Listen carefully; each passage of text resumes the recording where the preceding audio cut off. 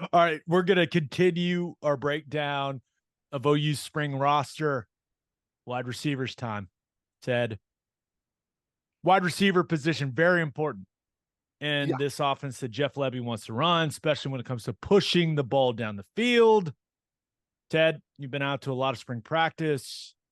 When you've been out there, what wide receivers have really stood out to you so far? Well, um, I think it's clear now. A lot of people, there's always the talk of like who's going to be the number one guy, like the go-to guy. And no, that I think that's an interesting conversation to have. And I do think that you, as an offense, you end up that kind of emerges, and everyone knows who it's going to be. But the way I see it breaking down right now is, I think Andrell Anthony is going to be our number one deep target, and that's not the only thing that he can do well, but I think he does that better than anyone else.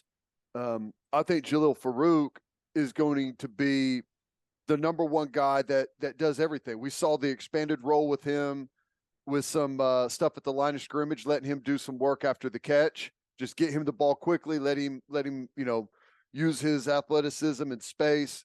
I think he's a good route runner. He's not small. He's a big physical wide receiver. He runs good routes. He's got good speed, good burst, and he can go downfield and make plays downfield. And I think whenever you combine all of those things that he does well, probably the most well-rounded guy right now with the most experience, I think that he's kind of your front runner for that number one spot. And then you kind of fill in role players that could do some different things throughout. I think we've got a pretty diverse group, both size, speed wise, and guys that have some different specialties. So I think it's overall a really good group that hopefully performs better as a unit than what we had last year at wide receiver.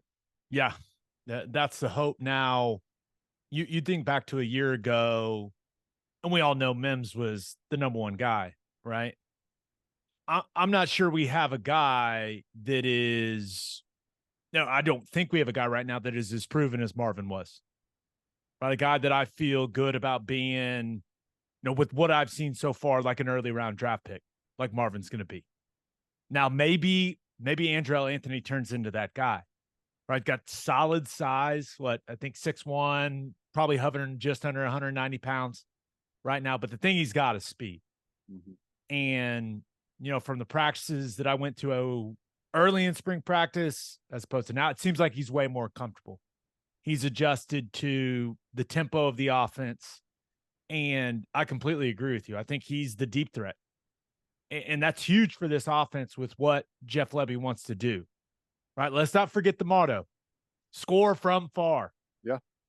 I mean, and this is the guy that will score from far. I mean, he can fly. So there's going to be a column on the old play call sheet when it comes to go balls, deep posts, deep over routes to Andrell Anthony, because I think out of all these guys, maybe Gavin Freeman is up there with him in speed, but it seems just being out there practicing, Andrell Anthony looks by far the fastest guy we've got at wide receiver. Yeah, no, he's incredible. And yeah, I think that, Farooq emerged a bit last year. And I think he would even say that, especially early, the season didn't go the way that he had planned, right? It took a little while. And really the Texas game, whenever we had to hand him the ball a lot and get him the ball that way, is kind of where he started to make his move throughout the season. Mims was really our go-to guy. I think this dynamic actually has a chance to work better.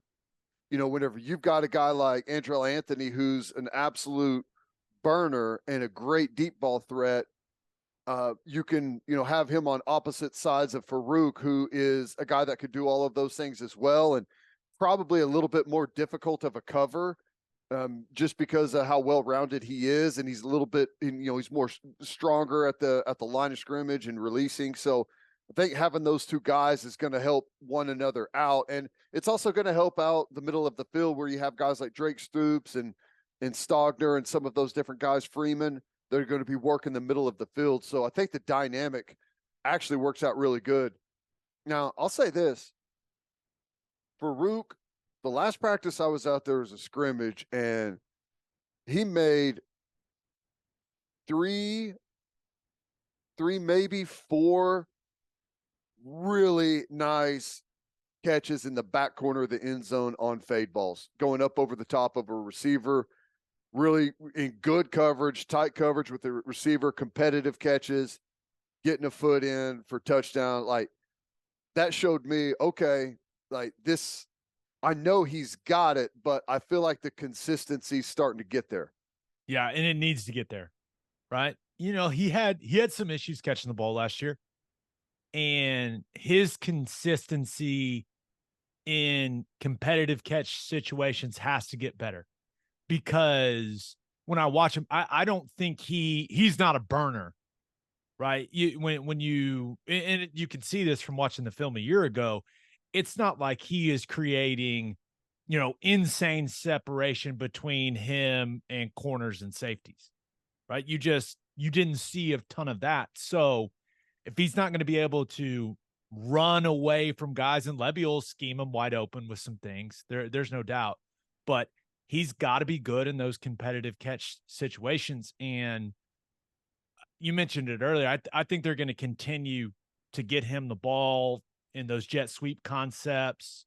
He really thrived in those a year ago. Like, he is shaped more like a running back, yeah, than a wide receiver. And when you see him out there on the field, and that'll include bubble screens and like just getting him, whether you want to call them catches, I just want to call them touches, right? However you get the ball to him, I think he's at his best with the ball in his hand. Yeah, I agree. So I think Levy's going to continue to think of creative ways to get Farooq touches, and I'm hoping they do it. And I know we got a long time until this thing kicks off, but I'm hoping, you know, early in the season, like, you start really building his confidence with a lot of touches, and hopefully that carries into conference play. But he needs to be a really good player for him. He was solid a year ago. He needs to make a jump. Yeah. And it fits the way Levy calls offense, you know. Usually he likes to start drives by doing something lateral, making the defense run and have to pursue sideline to sideline, kind of get them out of whack. You know, throwing the little bubbles, doing the little, you know, the quick toss with the quarterback, or the jet sweep stuff, getting Farooq the football. So I think that works well with having a burner out there as well, because obviously you do those things, you get it to Farooq laterally, let him go to work, and then the next thing, you know, it's a little pump and go where you fake, you know, some of the lateral stuff. You got a guy like Anthony that's going to be streaking down the middle of the field. So no, I feel good about, you know, the starting three. You know, Drake Stoops in the slot. It is what it is. We've seen exactly what Drake has to offer. I think he's just going to be a little bit stronger, a little bit more physical. He's added a little bit of size. You know, he's added a year of knowledge in the system. He's a leader on the team. When we talk about consistency, it's one of the things that we talk about with almost every guy, every position group need more consistency. Shows flashes, needs to be more consistent. It's a repetitive talking point, but it's not with Drake Stoops. He's perhaps the most consistent player on the team and has been for a handful of years. Yeah, we need more guys in that wide receiver room to play with his level of effort. We need more guys in that wide receiver room to play with the attention to detail that he plays with. Yep. And with the emphasis that he puts on blocking. Now, my hope is with him embracing more of a vocal leadership role, that some of the young guys in that room, like, that rubs off on him, right? Yep. Like, when you turn the tape on, this is how you play. And Drake is not as physically gifted as some of these other guys, right? But the dude plays one way, all out. And that's like, you know exactly what you're getting from him. And that's why you hear the coaches just shower him with praise constantly. He plays the game the way it's intended to be played at the wide receiver position. He Yeah. brings physicality to the position, and it's not just hand fighting and all that stuff. Like he does the dirty work, man. And I think it's starting to wear off or starting to rub off on Gavin Freeman too. Yeah. That guy, he's getting into the dirty work business as well. And he's added some weight. And man, when I've been out there, they feed him the rock with that second team offense.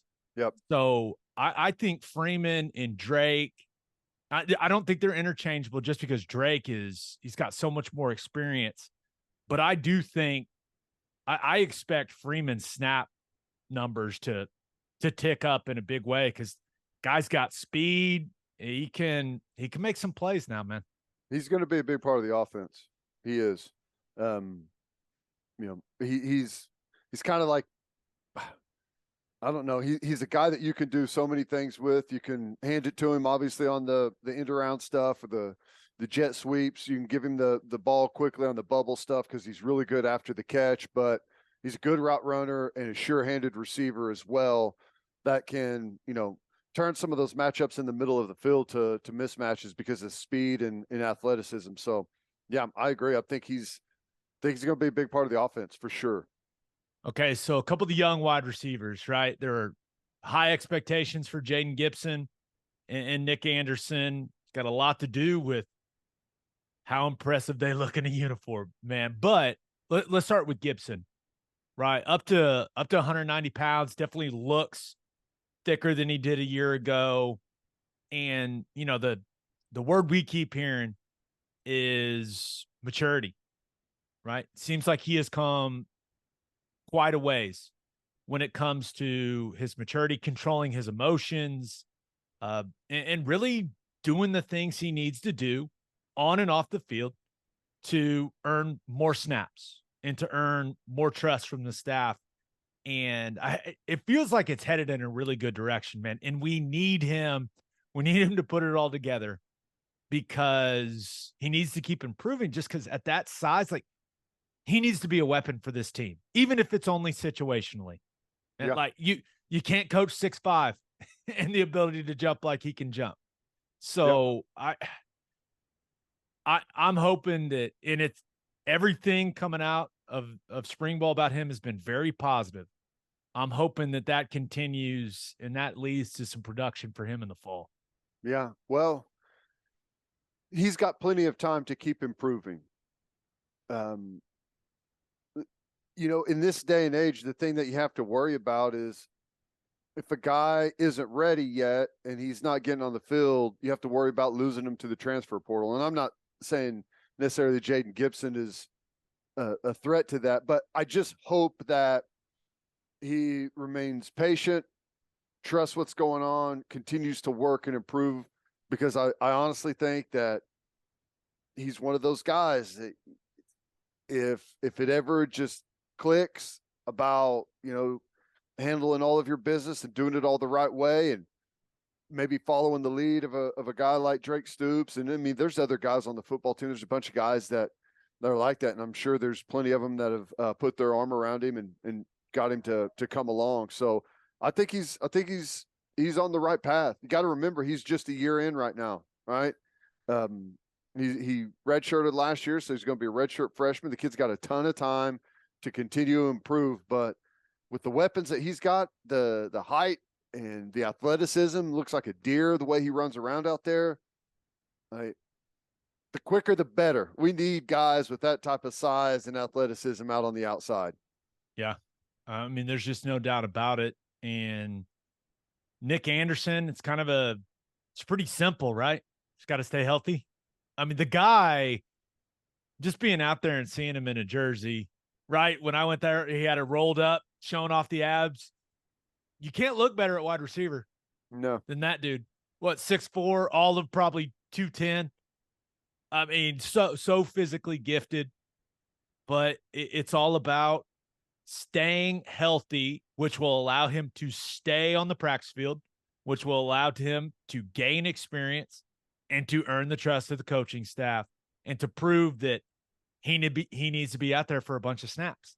Like it's pretty simple when it comes to Nick Anderson for me. Yep. All the talent in the world, all the athleticism in the world, just has to continue to be available, right? Be able to step in and have an opportunity to make plays and get some production and start to chew up snaps and hopefully get more and more as the season unfolds. Yeah, a couple wild cards in the wide receiver room. LV Bunkley-Shelton, a guy that has been getting a lot of reps with the ones throughout spring practice. Just it seems like a guy that they feel good about contributing. He doesn't appear to have like tremendous speed. He's got a little suddenness to him in some of his route running, which I like to see. But I really don't know what to expect from him, and I have no idea what to expect from DJ Graham moving over to wide receiver. I know this about DJ Graham. That dude looks the part, but there's a whole lot more to it than that. Yep. Well, it's tough. Wide receiver can be a difficult position to get reps, even though there's often, majority of the time, you got three guys out there that are constantly rotating. It can still be difficult if you're just out of that loop to get any of those meaningful snaps. But we're going to have to rotate through guys. There's going to be opportunities out there. And you're right, DJ Graham, he's big, strong, physical player with some really good speed. Just you're starting to kind of behind everyone else whenever you're switching positions, and you got to earn those reps, and it can be difficult. Sometimes you maybe have 1-2 balls thrown to you an entire practice whenever you're talking about actual action out there in team period or moving the ball period, something like that. So you may not get very many opportunities. You got to absolutely make the best of it when they happen. Yeah. And, it's not just about what he can do physically. That's a big mental switch from going from playing corner to playing wide receiver. Yeah. It's all about him absorbing the system, being able to process everything really quickly with the tempo that they use. And he's got a bunch of veteran guys in that room that are helping him along. But there's also a health piece with DJ Graham. He's a guy who it's been like hammy hip flexor, hammy hip flexor, hammy hip flexor. And he's another, hey, you'll look the part, but you got to stay healthy so you can stack reps on the practice field and show Emmett Jones what you can do. And that this entire wide receiver discussion, I think the most interesting part is Emmett Jones, right? New set of eyes on all of these guys, and new techniques, subtle changes that they've made inside that room with the way that they're doing some things. It's there's been some change in that room, man. And I'm interested to see what noticeable differences we'll be able to discern, or if we will be able to, right? It's the same system, but you got to imagine he's doing some things a little different, some tweaks here and some tweaks there. Yeah. Well, I think we should be able to notice a difference. Last year, and we talked about this quite a bit throughout the season. Wide receivers just weren't winning a lot of one-on-ones, weren't separating, weren't finding space to get open, missed plenty of opportunities when we did have open guys. Some of it was wide receivers not making plays. Some of it was quarterback not delivering the ball there. So hopefully all of that goes a lot better, because we left a ton of meat on the bone last year at wide receiver. No doubt about it. All right, let's get to call your shot. We asked you guys, how do y'all feel about OU's wide receiver situation right now? This first one comes from Kagan Wilkie, who says, once the 2 summer freshmen get there, Brown and Petaway, this will be the most talented unit they've had since CD/Hollywood years, coupled with really good wide receiver coach and DG being more comfortable and confident. They're going to be much improved. Our man Kagan's expecting a lot. Well, we do not have anyone on this roster currently, right? I've not seen the young guys, the 2 freshmen. I know they're really excited about both those guys. and it seems like they got speed. We ain't got a CD Lamb on the roster right now. Let's just relax with that. Well, here's the thing. How do you quantify it? To be the most talented since that group with CD. I mean, I could make that argument whenever you just look at the group across the board. We've got a 6'5" guy that's athletic, 6'4". We're incredibly fast. Like we've got a lot in that room. It's unproven, right? Yeah. There's a lot of talent, but it's unproven. And if you follow college football and follow rosters closely, most of the talent in college football remains unproven, right? There's a bunch of guys that show up that are billed to be this and billed to be that, and it just never materializes. Not saying it's their fault. It's just, it's way more difficult to get the talent onto the field and have it produce in big ways than you would think, right? There's a bunch of really talented players out there. So, I mean, that's the real challenge is we've got a really talented group. We got to start squeezing production out of them. Like that's the ultimate goal. Like I mean, how talented the group is really ends up being meaningless. I want to know how productive the group is. I want guys that are tall and look great in a jersey and run fast and can jump high. But give me all the guys that can make plays, man. I don't care what you look like.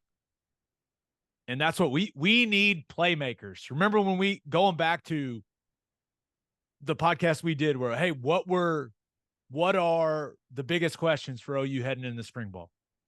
One of the things we had on that list was, hey, do we have any dudes at wide receiver? Not good players, but elite guys. Like we're talking possible first round type draft picks. And we'll see. We need those type of players, man. Yeah. So we'll see if any of these guys emerge, right, and produce like that type of dude. This other one comes from Will Cover, who says, receivers are another question mark for this team. Have we been saying this a lot? If Farooq and Stoops are your only go-to guys, I think it'll be a very bumpy road. Several players will have to grow up quickly and become productive since many will be rotated into the game. That seems like more of a, I don't want to say pessimistic view, but maybe more on the cautious optimism side from our guy Will Cover. Yeah, it's a show me type of stance. And I agree. Andrell Anthony looks really good so far in practice, catching deep balls, separate from guys, show me when it matters. Same thing with Nick Anderson, all of the talent in the world. He checks every single box that you could ever have whenever if you were building a wide receiver in a, in a lab, but show me. It's got to turn into production. There's a lot of guys on here that, on paper, you feel like should be able to step in and do some good things. Well, this is a show me business. You got to get out there and actually do it whenever it matters. And to his point, it's yet to be determined. We'll just have to wait and see.